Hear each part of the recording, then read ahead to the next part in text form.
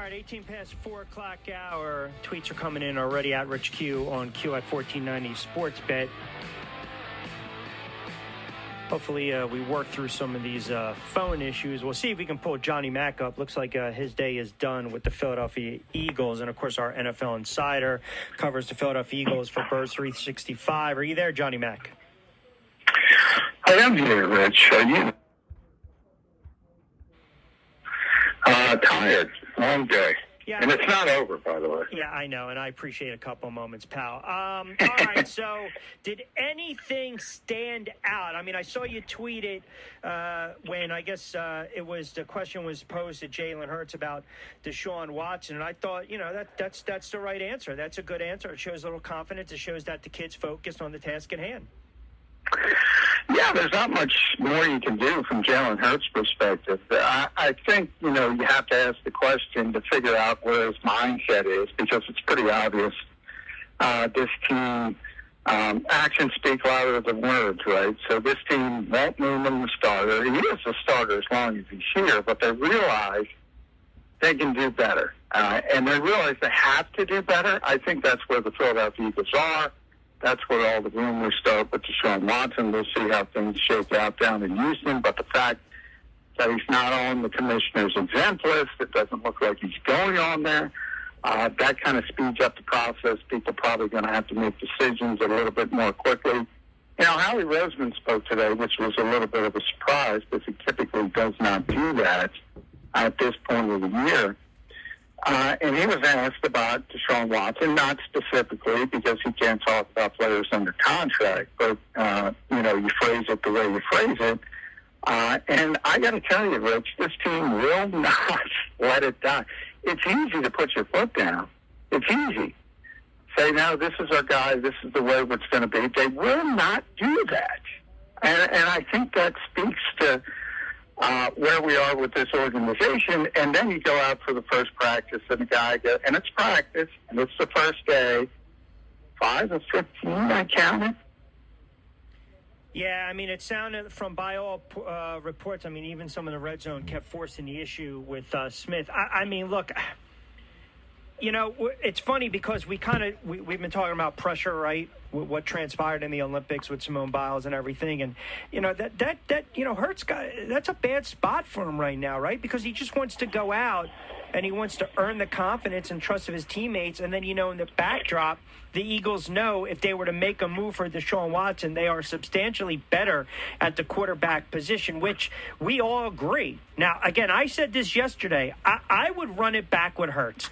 I would give him at least a year to see what they have with a couple of different weapons and a new head coach and a clean slate. But to what you're saying, by all accounts, it seems as though if it's there for the Eagles taken, they're going to, come hell or high water, they're going to try to trade for Deshaun Watson.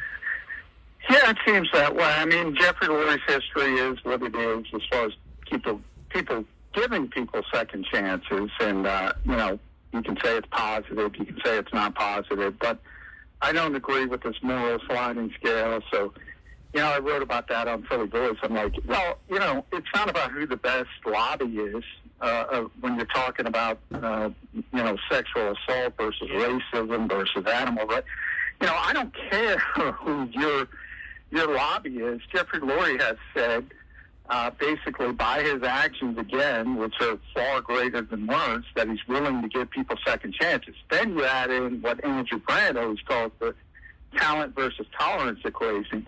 The more talent you have, the more tolerance you get. Well, this kid's supremely talented, so somebody's going to give him an opportunity. Is it going to be the Philadelphia Eagles? Everybody's connected those dots. For obvious reasons. Look, I agree with you from this standpoint. If you can hit on a rookie quarterback on his first-year deal, especially a guy who's not a first-rounder, I mean, those cost-effective savings allow you to build the back end of your roster. We saw it in Seattle with Russell Wilson. When he was on his rookie contract, they had the most talented team in football. Then when they had to pay him, it starts to go down. The depth gets incrementally less and less and less. So I agree. Look, if you can hit on Jalen Hurts, here's the problem. 5 of 15 is 5 of 15. 52% is 52%. You can cross your fingers, but until he proves to me he can be an accurate quarterback, and I don't care if it's in practice or preseason, somewhere. I mean, you're just blindly hoping at this point. Well, then what happens if he turns around and he lights it up the rest of training camp and then he struggles in the preseason? Then all of a sudden we're looking at this young kid like he's an enigma. You can't figure him out until he plays on Sunday. I mean, I first of all, let's go back for a second. If the Eagles are really considering, behind closed doors, look, if Watson's there, as you alluded to, we're gonna put a package together, then look, Houston Texans are probably going to want multiple first-round draft picks. They're going to want starting caliber players. And by the way, if you recall a conversation we had, and you didn't kill me, but others did, guess who you probably have to package in there too? Jalen Hurts. I mean, think about that. Yeah, and by the way, I don't necessarily, again, that depends on one of the problems with the assumption, and I've seen it from, heavyweights like, Adam Schefter and Peter King. The assumption is the Eagles have the best opportunity to get Deshaun Watson because they have the 2 first-round picks and they might get a 3rd first-round pick. Okay, that doesn't factor in account young players. They don't have a lot of good young players. So if somebody else is out there, if a Denver is out there, for instance, who needs a quarterback and they were crossing their fingers over Aaron Rodgers, and that didn't work out. They want a quarterback. What if they throw Jerry Jeudy in the mix? Right. That was the speculation with Aaron Rodgers. The Eagles don't have that. They don't have those ascending young players. Their players under 25. It's a real short list, and it's not a real good list. There's Houston has a bunch of guys to play quarterback. Do they want another guy to play quarterback? It all comes down to evaluation. Yeah, no, and you're right. And here's the thing, right? Maybe you package Dillard Barnett. Maybe you package Ertz and/or Hurts. Hurts provides a little competition against Davis Mills. Also, Tyrod Taylor. You can go forward with a younger quarterback. But again, this is all speculation. I mean, I just... It's weird to me when you really take a step back, right? Carson Wentz, Doug Peterson, that marriage is broken. Doug pretty much is forced out, fired, however you want to slice and dice it. There's no way in God's green earth they're going to trade Carson Wentz. They trade Carson Wentz. Hurts is ready to go. They hire a new head coach, a rookie head coach who's greener than the grass outside. And then all of a sudden, boom, we're talking day 1, 2, and the Deshaun Watson question already comes up. I mean, where are we right now with this franchise? Is it in flux? Is it a rebuild? Or it's like, all right, we might have an opportunity to compete, but we have to go and get Watson? Well, here's the thing, and I assumed when I got the text that how he was going to speak, I assumed he was going to shut this stuff down. Yeah, you would think. Because he typically does not speak at the beginning of training camp. That's not one of the times he does. So it was rare. It was weird. You got the sense that he was trying to send a message, and I thought that message was going to be, we're going to give Jalen Hurts a chance to be the starting quarterback of this team. More so from the fact that I think there's too much uncertainty to pull the trigger on Watson. I thought that's why I was going up to the dais. We didn't do it. Just to shut everything down. Shut everything down, because now you've opened up. And here's another thing. Now, if you're already thinking about Watson and you can't get him, then who's to say if Hurts struggles 2-3 weeks into the season, you bench him and you go to Flacco? So he just left it wide open to interpretation, which I think also puts a rookie head coach in a tough spot. Yeah, he keeps putting Nick Sirianni in these tough spots. And, Zach Ertz is one of them as well, much less, obviously, because he doesn't want to play 2 tight ends. And he's going to have to play 2 tight ends if Zach stays here. It's just one of those little things when, in my thought process, look, if you're going to have a rookie head coach, you should probably try to help him as much as you can. I haven't seen that from Howie Roseman and Jeffrey Lurie. They're kind of throwing them into the deep end of the pool. But I will say that's part of this job. I always say, there's so many times he's going to be thrown up there by himself, and he's going to have to answer questions that he has no power over. And that's just the way they did it with Doug Peterson. They're going to do it with Nick Sirianni as well. He had a chance to help Nick Sirianni. He had a chance to help Jalen Hurts today, and I'm talking about Howie Roseman. And look, he said nice things about Jalen Hurts. Everybody says nice things about Jalen Hurts. He took all the first-team reps.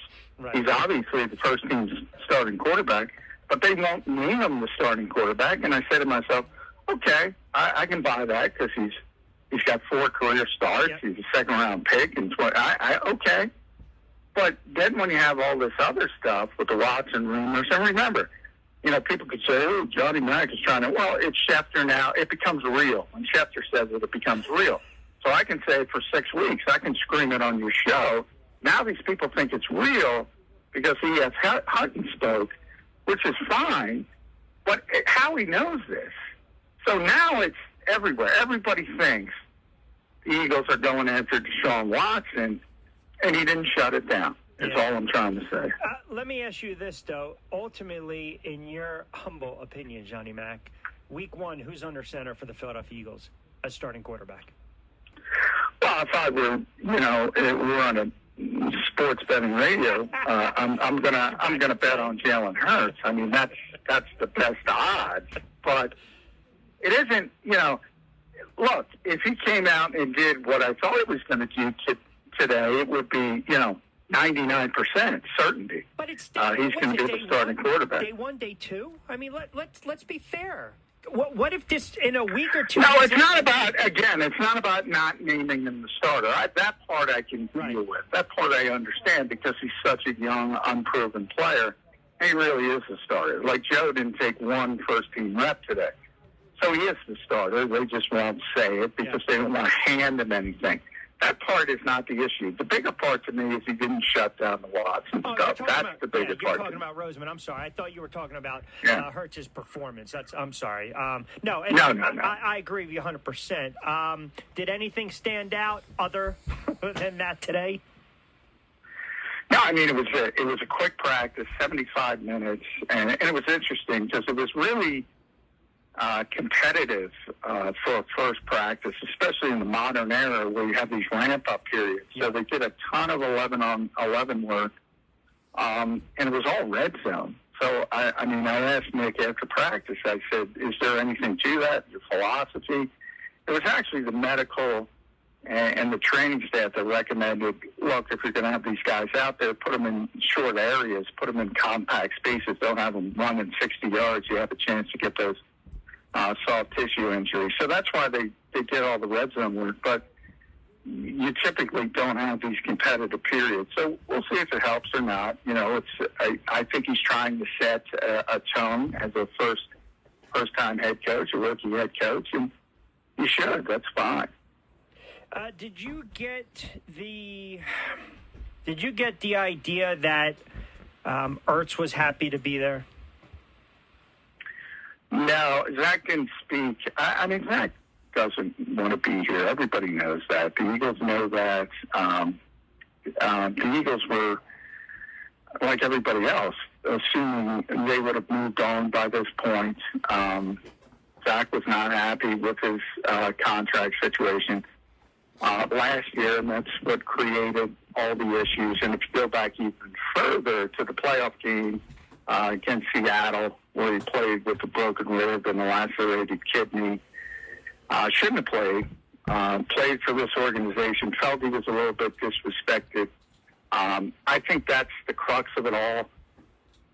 But he's also now realizing, because the Eagles gave his agent, who was Steve Kerrigan, they gave him permission to shop him around because they wanted to show Zach that, look, there's not that much interest because you're a 30-year-old player. We know how 30-year-old players, that demarcation line is kind of silly at times, but it's real in the NFL. You make a lot of money, and you're coming off an injury-plagued season. After an injury-plagued season, it's your worst career. So the market just wasn't there, and I think he's come to the grips, well, he's making $8.5 million here. If he were cut, he's not going to get that contract anywhere else. So I think he's come to the grips of he's got to prove himself. He's got to play out this contract. He's got to play well, and then maybe things shift for him. And from Howie's standpoint, he's playing the game of chicken, right? He's trying to replicate the Sam Bradford trade and hoping there's an injury at tight end somewhere in this league amongst the contender over the next month, and they say, okay, we got a real hole here. We got a chance to go places. Let's go get Zach Ertz. That's what he's hoping for. And if nothing works out, he's going to be here week 1. And Howie said he's going to be here week 1 today. How about they add a little depth signing, cornerback Steven Nelson? I mean, it's again, that's not a depth signing. That guy, Rich, signed on July 25th. What are we? July 28th. Yeah. First team starting corner opposite Darius Slay. Every single rep. Yeah, I mean that's. Look, I think it's a sneaky good move, to be quite honest, right? Because you would look and say, all right, they're supposedly rebuilding, especially defensively, blah blah blah. But that's a good, solid free agent signing, right? Yeah, I mean he's a competent corner, and that's how I describe him. And the Eagles didn't have a competent corner, and that tells you. I mean, look, he was scheduled to get Zach Ertz money from the Steelers. That's why he got cut. It's about $8.5 million.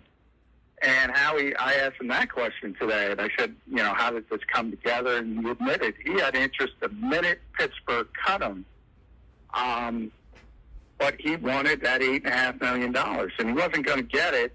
And once he finally realized that, he took the opportunity. Because he could have won a lot of places, but he would have had to fight in most other places. He might have been a third corner. He might have been able to compete to be a starter. Might have been a fourth corner. With the Eagles, he knew he was going to be a starter, and that gives him an opportunity. If he plays well, he's back on the free agent market, and he can get the contract he wants. This is one of the few spots. Like I said, he signed July 25th. 3 days later, he's the first team starting corner. Here, another move that, and this is just me because he was always an Eagles killer, is Ryan Kerrigan. Oh, yeah. So, Ryan Kerrigan was just, I know what you're saying. People say he was an Eagles killer. He killed everybody. He's just a good player. He used to kill the Giants, too. But you know what? Yeah, he's a guy that's had 95, 96 career sacks. He's had years where he's had 11, 12, 13 sacks, forced fumbles, tackles. I mean, this is, to me, I like this signing. You're not asking him to come in and have a 30-tackle, 13-sack year. But last year in 16 games with that great Washington defense where a lot of players were double-teamed, they took advantage of it. He had 5.5, 6 sacks. He had about 16, 17, 18 tackles. He played in, spot starts here and there, maybe third down specialist. But, I mean, it's another veteran, and you can never have enough defensive guys that can get to the quarterback.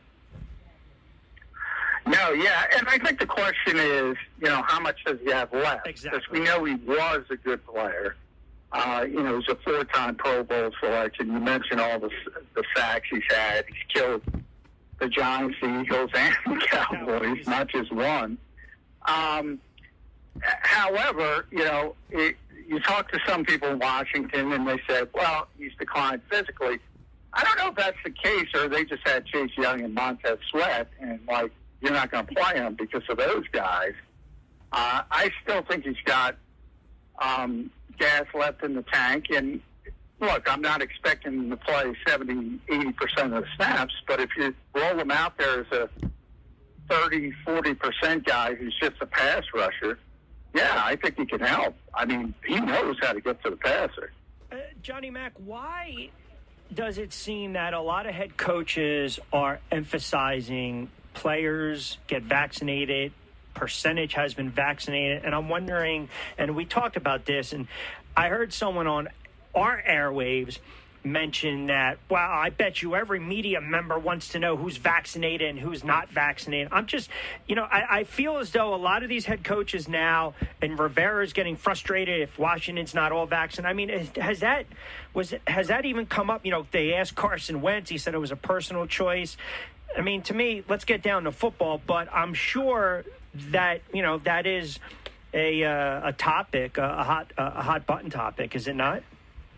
Yeah, we had to ask the question today, and it is a football discussion. I think it is a personal choice when you're talking to people. But the bottom line is the rules set up make it a very, a competitive disadvantage if you don't have guys out there. And it's much easier for guys who are vaccinated to get through the protocols than guys that are not vaccinated. So that's where it comes. That's why football people, we don't give a rat's you-know-what if they're vaccinated. It's about the football part of it and the fact that if you're unvaccinated, you're under last year's protocols. Yeah. And if you're vaccinated, it makes it much easier for you to get back on the field quickly, even if you have a positive test, if you remain asymptomatic and you get on the field much quicker. So it's competitive. Howie mentioned 90. The Eagles are over 90% of players who have at least taken their first shot, and the entire coaching staff. He essentially said is 100%. So they're ready to go because we've seen a couple of assistant coaches refuse to take it. Rick Dennison being the most notable, and he worked out a deal where he's essentially going to be a consultant more because he can't work with the players. Right. If you can't work with the players, you can't be a coach. So they almost have to do it, and all the coaches have. The players are over 90%, so they're on their way. Jalen Hurts confirmed that he took it, so he's vaccinated. It's a competitive advantage versus a competitive disadvantage. That's why people are talking about it in the football realm. Yep. No, those are good points. 4:40 on this Wednesday edition of Back Your Play. Rich Quinones here. We'll take you up to 6. Johnny Mac, John McMullen, Eagles Insider, NFL Insider, Sportsman Radio, Birds 365 show with Jody Mack, and, of course, Extending a Play. And you hear him all over the place. Did you hear the 9-second Aaron Rodgers drop? I did not. Okay. I've been on let me see if I practice fields or radios all day. So let me see if I can pull this up. Hold on. I love this team. I love the fans, and the opportunity to play on Lambeau Field has been a dream come true. To be in my 17th season is really special. All right, I'm going to play this again because I want you to hear the faux pas when he stops himself when he's about to say organization. I love this team. I love the fans, and the opportunity to play on Lambeau Field. I put this on Twitter. Aaron is Mark Murphy called him a complicated fellow. I'll call him a weird cat. Look, I don't know what he's talking about when he says this team hasn't built around him other than, okay, you want a first-round running back. Well, Aaron Jones has developed into a top 5 running back. I mean, who cares when he was picked? Devontae Adams was a second-round pick. Well, he's better than all the first-round picks, so who cares? They've had a top-tier offensive line for years and years. I mean, it's taken a bit of a hit this year, actually. And this guy wants Randall Cobb back. What are you thinking about? But here's the facts. Here's the truth, right? He broke. At the end of the day, he caved, he broke, and the Packers got exactly what they wanted. He showed up in camp. After all that, he's going to retire. He's going to get traded. He's not going to come back. He's going to host Jeopardy. The man's in camp, whether he's salty or not.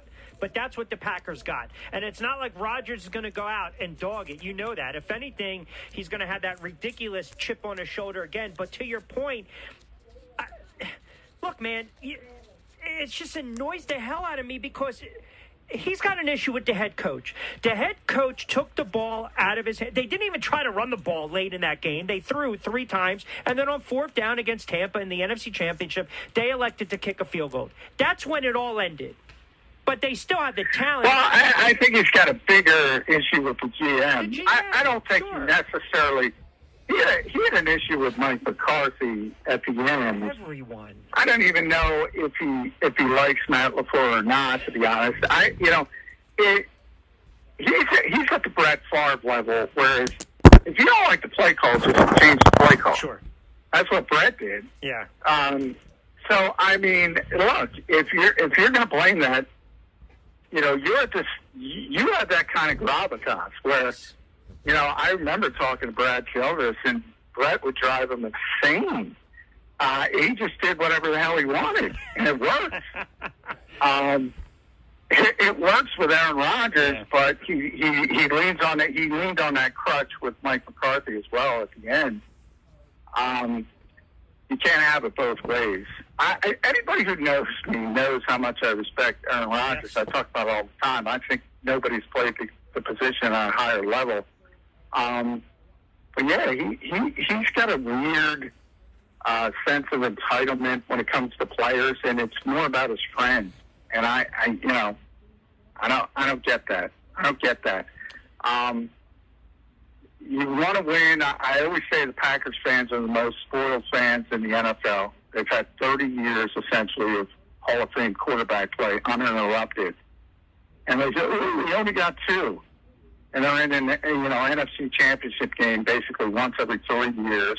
Yeah, you'd like to have more, but every other city practically, maybe outside of Boston, would take that. He is Johnny Mack. I thought you were going to be grumpy today. You came with it. I thought you were just going to be walking around the field saying, what the hell? I'm grumpy. I bring it when I'm grumpy. I probably bring it more when I'm grumpy. Yeah, well, listen, we like the opinionated Johnny Mack. Now, are you going to be with Jody Mack tomorrow for Burrs 365, or basically you'll be at camp for a while? No, I'm going to be at camp for a while. So Jeff Kerr from CBS Sports is filling in for me a lot of the time. Barrett Brooks will fill in occasionally. But when practice is on, I got to be at practice, Rich. All right, well, listen, we look forward to following you on Twitter with your very, what's the word I'm looking for, gravitas tweets. Yeah, some people like him, some people don't. I enjoy him, my friend. I enjoy him. All right, stay cool out there. I always appreciate the time, John. All right, thanks, Rich. All right, you got it. Our guy, Johnny Mack, John McMullen. Great stuff as always. Couple tweets coming in. We'll read them off. 4:45. Quick timeout.